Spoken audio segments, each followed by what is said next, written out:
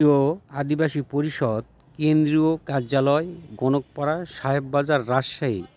আজকে একটি জরুরি মিটিং আমরা সকল সদস্যদের নিয়ে করলাম। সুধীবৃন্দ, আমরা বলতে চাই জাতীয় আদিবাসী পরিষদ 1993 সালে 3রা সেপ্টেম্বর প্রতিষ্ঠিত হয়েছিল বিভিন্ন ঘটনার পরিপ্রেক্ষিতে। যেমন ধরুন, ভূমি জবরদখল, খুন, জখম, নির্যাতন, ধর্ষণ, ভূমি থেকে স্থানান্তরণ বা মিথ্যা মামলা, এগুলোর কারণে। এই কারণে জাতীয় আদিবাসী পরিষদ 9 দফা দাবিতে এই সংগঠনটি গঠিত হয়। গঠিত হওয়ার পর আজকে 2025 সাল পর্যন্ত এই জাতীয় আদিবাসী পরিষদ কেন্দ্রীয় কার্যালয় রাজশাহীতে এখন অবস্থান করতেছে এবং রাজশাহী থেকেই সমগ্র উত্তরবঙ্গে কার্যক্রম চালিয়ে যাচ্ছে। কিন্তু আমরা অত্যন্ত দুঃখের সাথে বলতে হচ্ছে, কতিপয় উচ্ছৃঙ্খল নেতৃবৃন্দ একই নাম, একই লোগো ব্যবহার করে এই জাতীয় আদিবাসী পরিষদের বিভিন্ন নেতা কর্মীদের তারা বিভ্রান্তি করতেছে এবং বিভিন্ন প্রকার অনুষ্ঠান পালন করে জনগণের মনে একটি সন্দেহের সন্দেহ বিস্তার করতেছে। তো আমরা মনে করি এই জাতীয় আদিবাসী পরিষদ বাংলাদেশের মধ্যে একটি জাতীয় আদিবাসী পরিষদ রয়েছে এবং একই লোগো জাতীয় আদিবাসী পরিষদের রয়েছে। কিন্তু এই সকল উচ্ছৃঙ্খল নেতৃবৃন্দকে আমরা বলতে চাই, এই ধরনের কাজ থেকে আপনারা দূরে থাকবেন। কারণ পৃথিবীতে কখনো একটা সংগঠনের নাম, একই সংগঠন একই লোগো ব্যবহার করে দুটি সংগঠন কখনো দেখা যায় নাই। এটি আইনেও নিষিদ্ধ এবং নৈতিকভাবেও এটি সমর্থন করে না কেউই। আমরা মনে করি আপনাদের শুভ বুদ্ধির উদয় হবে। সকলকে অনেক অনেক ধন্যবাদ। সবাইকে নমস্কার।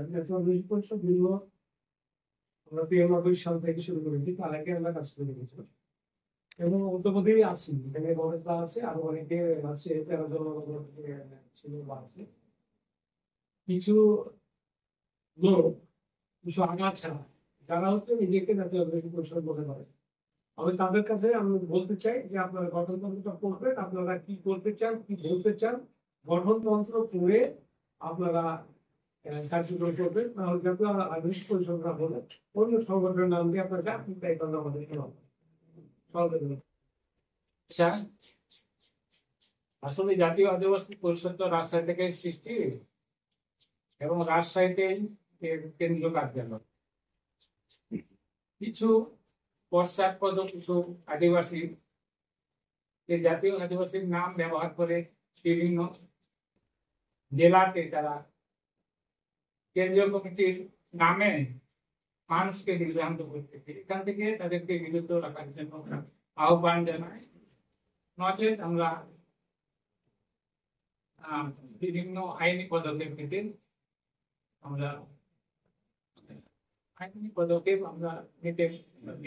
গ্রহণ করি। ধন্যবাদ সকলকে। আমার এখানে দাদা আমাদের সুধীর ডাক, একটু এক মিনিট নামটা বলেন।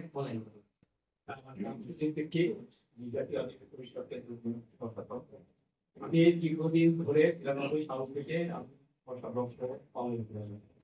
কিন্তু ইদানিং দেখা যায় যে আমাদের কিছু লোক এই জাতীয় পরিষদ কেন্দ্র কমিটি নগাঁও জেলায়,